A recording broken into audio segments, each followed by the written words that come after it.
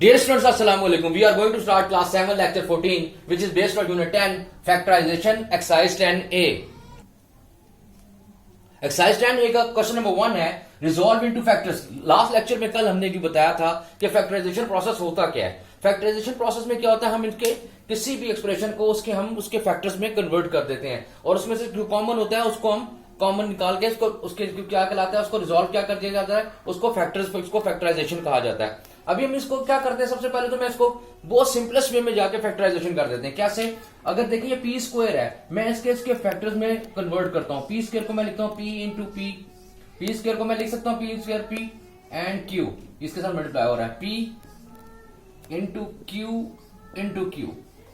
देखें अब इनमें से जो कॉमन आ रहे हैं हम उनको कॉमन ले लेंगे। कैसे कॉमन आ रहे हैं देखें, अगर आप गौर से देखेंगे तो क्या कॉमन आ रहा है, इसमें से यहां से एक P दोनों में और ये P कॉमन आ रहा है दोनों में, और एक यहां से Q और ये Q कॉमन आ रहा है दोनों में।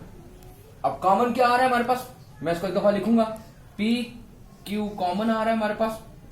इसमें क्या बच जाएगा, यहाँ पे एक P बच जाएगा प्लस ये P और Q कॉमन आ गया तो यहाँ पे क्या बच जाएगा, Q बच जाएगा। तो हमारा आंसर क्या आ जाएगा, P Q into P plus Q।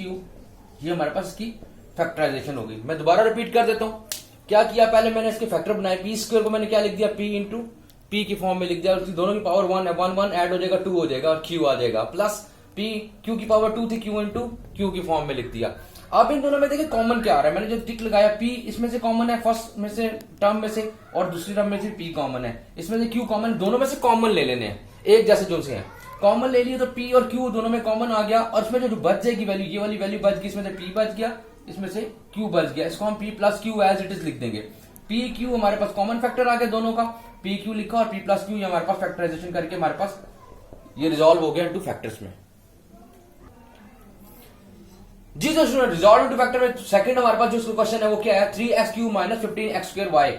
पहले तो मैं इनको रिजॉल्व करूंगा इनके फैक्टर्स में, यानी कि क्या है, इसकी क्या है, 3 को एज इट इज 3 आ जाएगा। x³ को मैं कैसे लिख सकता हूं, x इंटू एक्स 3 फॉर्म में आ गया।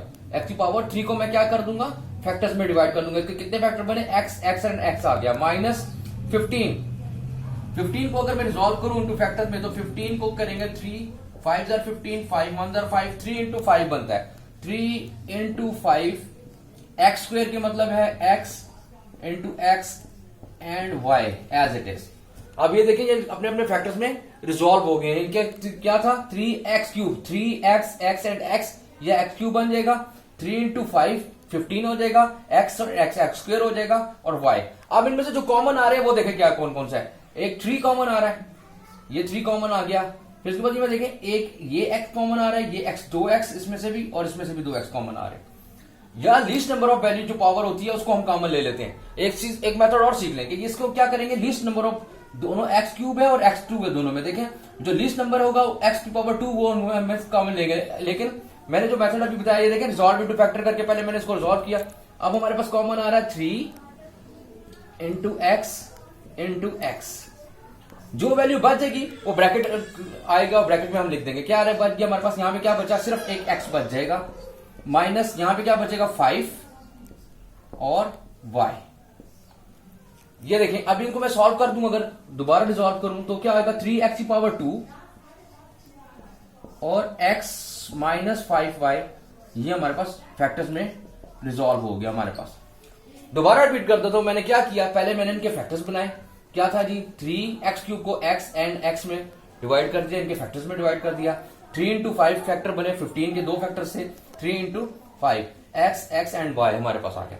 अब इनमें से कॉमन जो है उनको कॉमन ले लेते हैं। 3 कॉमन था दोनों में, x कॉमन था, x एंड x कॉमन है, 3x कॉमन आ गया हमारे पास। तो यहां पे वैल्यू क्या बची है हमारे पास, देखें एक x बच गया, फर्स्ट टर्म में से x बच गया, माइनस का साइन एज इट इज, 5 आ गया और y एज इट इज आ गया, क्योंकि दोनों x कॉमन आ गए, बाहर आ गए हमारे पास। अब इन दोनों को 3 इंटू एक्स एंड x की पावर 2 आ जाएगी, x माइनस 5y, ये हमारे पास फैक्टर्स इसके बन गए। जी तो स्टूडेंट क्वेश्चन नंबर 1 क्या है, रिजॉल्व इनटू फैक्टर्स का क्वेश्चन नंबर 3 हमारे पास है 45y पावर 4 माइनस 9xy³ आएगा हमारे पास। पहले तो इसको रिजॉल्व कर लेते हैं। 45 के फैक्टर बनाते हैं, क्या फैक्टर बनेंगे 45 के, 45 बनाते हैं, 3 1 3 5 3 5 15 5 1 जार 5, 3 इंटू 5 क्या बना 3.3.5, y पावर 4 है तो y एंड y, 5 पावर 4 को मैंने इस तरह लिख दिया, माइनस 9 है 3 इंटू 3 बन जाएगा x और y एंड y। अब इनमें से कॉमन क्या आ रहे हैं, अब मैं राइट कर रहा हूं, देखें टिक कर रहा हूं, ये देखें ये राइट किया ये राइट किया, 3 3 कॉमन आ गया, यहां से 3 3 कॉमन आ गया, दोनों में कॉमन है। इधर से y 1 2 एंड 3 y's हैं, यहां पे भी 1 2 एंड 3 y's कॉमन आ जाएंगे।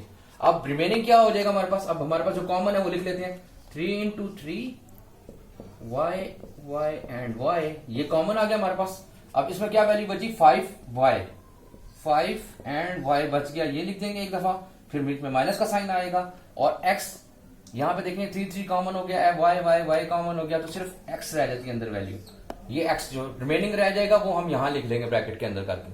अब इनको मैं जब अगर मल्टीप्लाई करूं तो ये आ जाएगा, क्या आ जाएगा 9y power 3 5y minus x, यानी जो कॉमन आया वो हमने ले लिया, उसके बाद जो रिमेनिंग वैल्यूज बची हैं उसको हमने इस ब्रैकेट के अंदर करके लिख दिया, ब्रैकेट में करके, तो हमारे पास क्या हो गया रिजॉल्व इनटू फैक्टर्स में हमारे पास आ गया जी। तो इसमें रिजॉल्व इनटू फैक्टर्स का पार्ट 4 जो हमारे क्वेश्चन 4 है, हमारे पास 6p square q plus 12p square आ जाता है हमारे पास। अब मैं इनको क्या करूंगा, पहले तो इनको फैक्टर्स में रिजॉल्व करता हूं, 6 को क्या करेंगे 2 इंटू 3 आ जाएगा, p स्क्वायर को क्या करेंगे p इंटू p आ जाएगा, इंटू q आ जाएगा, प्लस का साइन 12 है, 12 को करते हैं जरा से, 12 को 2 6 जार 12, 2 3 जार 6 एंड 3 1 जार 3, तो क्या आ जाएगा 2 into 3 p plus into q आ जाएगा। ये देखें इसका फैक्टर्स में हमने रिजॉल्व कर दिया, ये क्या हो गया हमारे पास फैक्टर्स बन गए, इनके जितने फैक्टर्स थे मैंने उनको कर दिया। अब क्या करें, कॉमन लेते हैं, 2 कॉमन है, ये देखें इन दोनों में 2 कॉमन है, 2 कॉमन ले लिया, फिर एक 3 कॉमन है, यहां से 3 कॉमन ले लिया, फिर उसके बाद एक p कॉमन है, ये p कॉमन ले लिया, फिर एक q कॉमन है, ये q कॉमन ले लिया। अगर आप जिन पे मैंने टिक किया उनको एक सिर्फ बाहर हम लिख लेते हैं ब्रैकेट से, 2 इंटू 3 p इंटू q, ये कॉमन है, ब्रैकेट स्टार्ट, ब्रैकेट लगा लिया हमने, ब्रैकेट के अंदर क्या वैल्यू बच जाएगी 2 common 3 common p common q common, यहां पे क्या रह जाएगा सिर्फ p रह जाएगा, p, फिर यहां पे प्लस का साइन आ जाएगा, यहां क्या बचा, यहां पे 2 बच गया और q बच गया हमारे पास।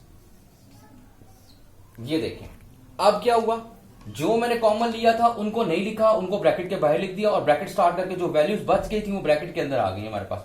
अब ये इसको अगर मैं सॉल्व करूं, 3 2 6 p q कॉमन आया हमारे पास और p प्लस 2q, ये इसके फैक्टर्स बन गए हमारे पास, ये क्या होगी फैक्टराइजेशन होगी इसकी, ये इसका आंसर आ जाएगा